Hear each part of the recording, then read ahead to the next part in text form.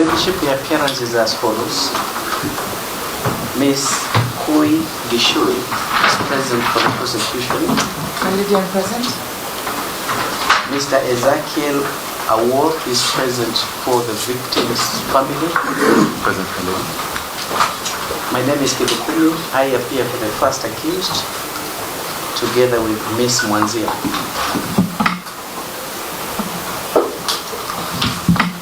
For the second accused, we have Mr. Oganda Meso. Present, my lady. And for the third accused, Mr. Jack Oro. I'm present, my lady.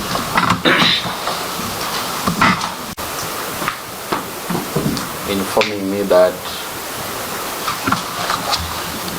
he had been taken ill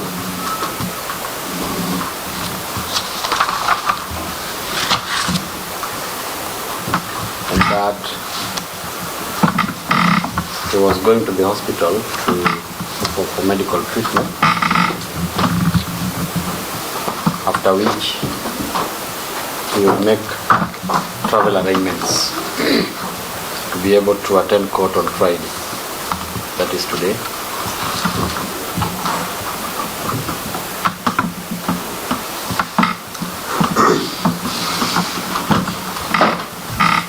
Upon checking into the hospital, my lady, he was recommended for admission, and he relayed that information to me. Checking into the hospital called Rapogi Community Hospital in Migori County, my lady. Rapogi Community Hospital, RAPCOM, that's how it always referred down there. It's in a place called Awendo.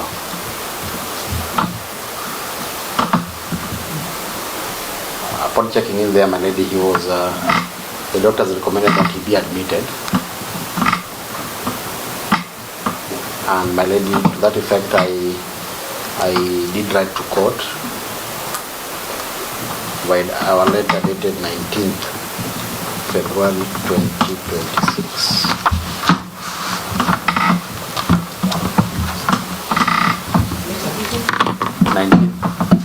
19th February 2026.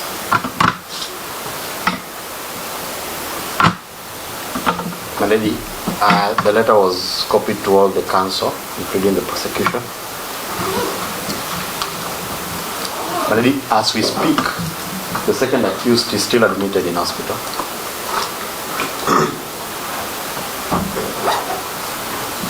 I have spoken to him this morning.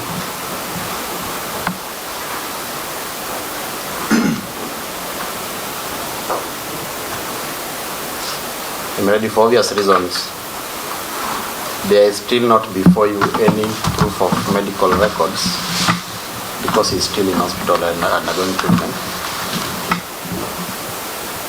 But diligently in the letter of 19th, we have indicated that once we are in possession of those documents, we will supply the same to court and to all the parties. The second accused highly regrets the inconvenience caused to the court and to all the parties, my lady.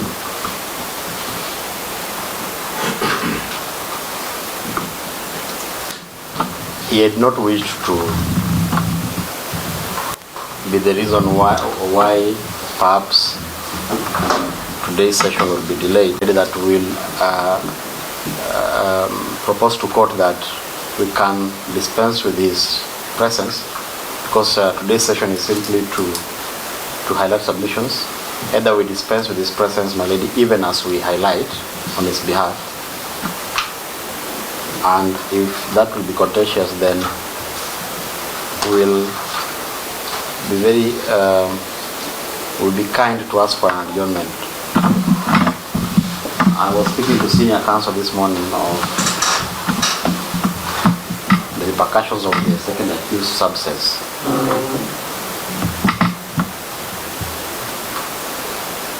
And I was of the opinion, my lady, because it is just highlighting of submissions, and the second accused has acquiesced to asking court to dispense with his attendance, even as we highlight the submissions, he will not be having any problem, my lady.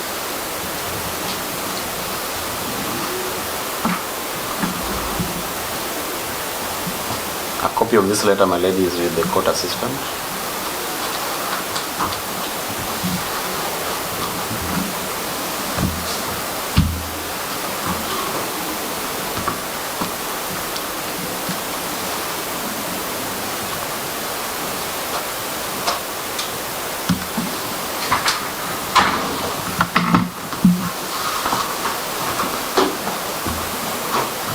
And explanation given by his lawyer.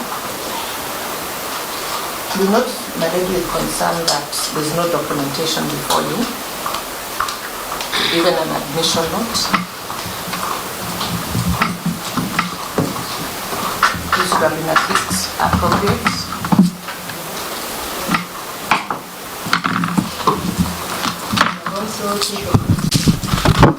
Of even an admission document, just to prove that he's in hospital. This would have been the appropriate step to take to satisfy the court that he is indeed not available.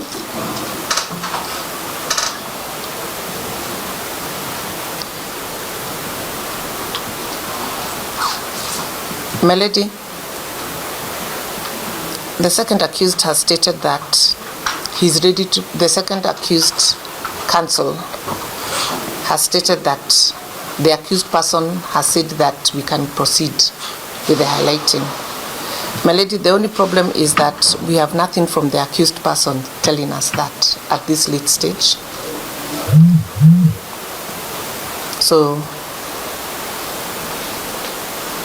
on my front, unless I get other directions, I'm a bit hesitant to proceed. If it looks like the accused person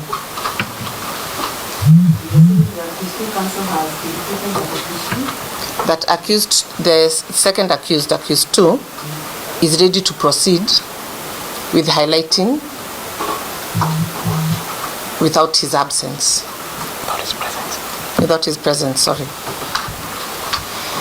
That is, we are able to proceed without his presence.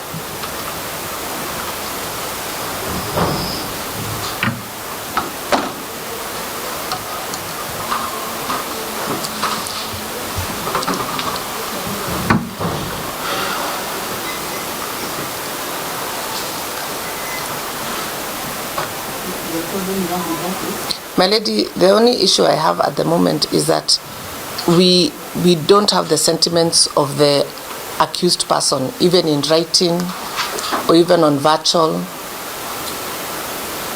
so that technically we'll be proceeding with a hearing when he's not present.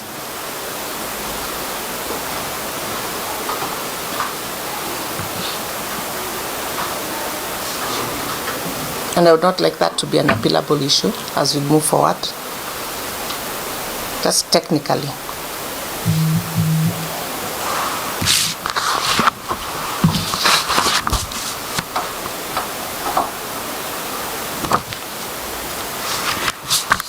My lady, with guidance from the court,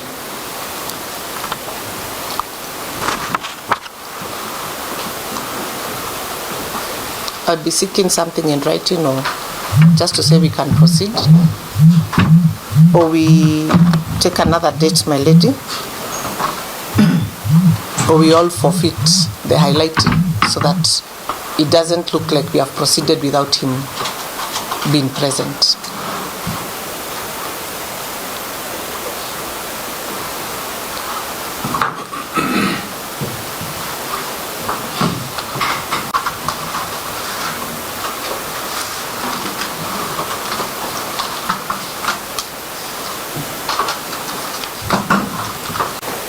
The law permits an accused person to speak either directly when giving evidence and or through the advocate, through ostensible authority granted by the advocate to the counsel representing him. In light of that, my lady, the second accused advocate wrote to court informing court of the predicament the second accused is finding himself in. Marelli, what we do not agree with is to ask a sick person on a deathbed, somebody who has attended trial. On a deathbed? Sorry, on an hospital bed. Apologies, Marelli. On an hospital bed, somebody who has attended court for religiously for 8 years, religiously. And now the prosecution is telling us that the best thing she can do is to ask for an hour. We invite her to ask for that one. We will deal with that when it comes. But his sickness is not something. Just a minute.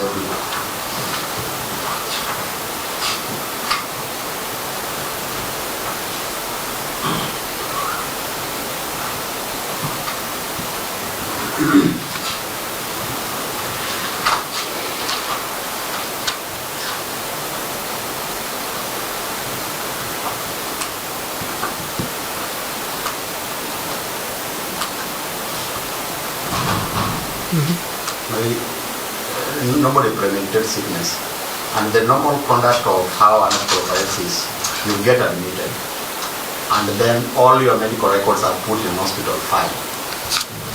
It is at the time of discharge that you are now given access to those records.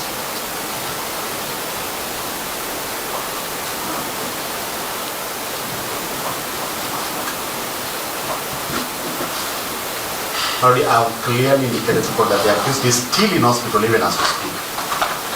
And I have named that hospital. The prosecution, through the investigative agencies, can establish whether the second accused is indeed in that hospital. But to ask a sick person to write a letter when they are on their sick bed, that is the most absurd thing about this moment. Then you threaten that you will ask for an arrest warrant. That is very unfair. Already we have said that when the accused person is discharged, we will avail. We have given that undertaking that will avail the medical records.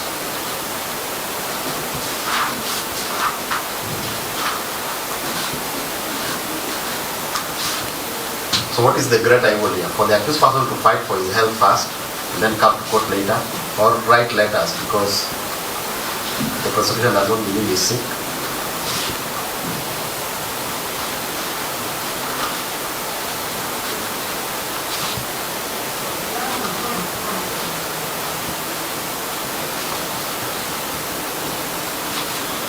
To answer on the issue of that the prosecution needs at least something written, obviously that is impossible. The accused person is in Migori, several kilometers away. He cannot wake up, go write a letter and scan in a cyber and record it and then send it to us. That is why ostensible authority comes in. I have indeed indicated before that I spoke to him in the morning and he said he does not wish to be late for his trial. And I have again indicated my lady that he has given me the authority.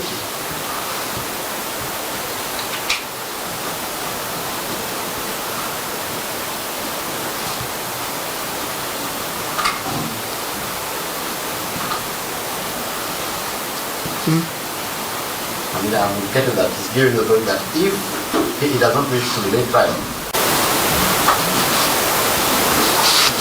he will not be asked to answer to anything in the submissions today. Only perhaps the question should be, and I rightly now agree with the prosecution, whether this can later be used as a ground of appeal to prejudice a case. That is what we should be dealing with, but not whether the accused is sick. I don't think that the accused, second accused, has any interest to fake sickness. And already we have indicated the hospital is admitted. They can, with their investigative machinery, it is very powerful, they can indeed tell that is there.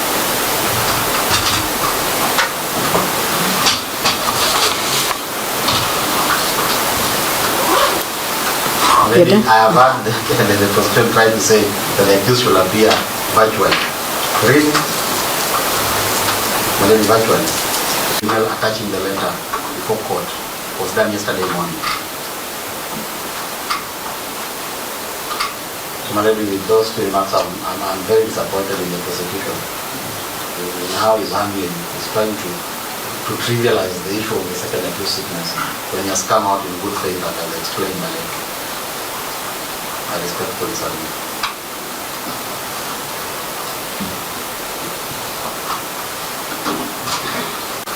Yes, ma'am.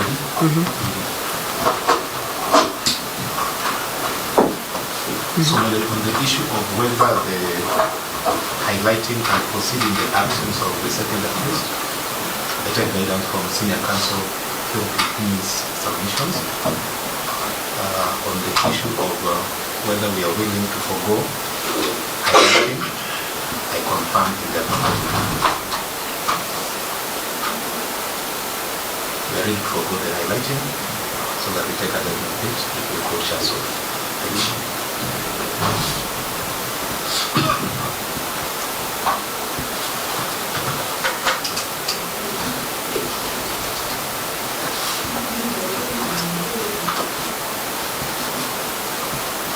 But for the record, we were ready to proceed.